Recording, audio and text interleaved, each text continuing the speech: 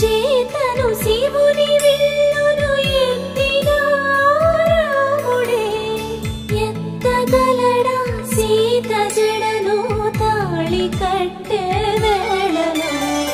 రామ చక్కని సీతకి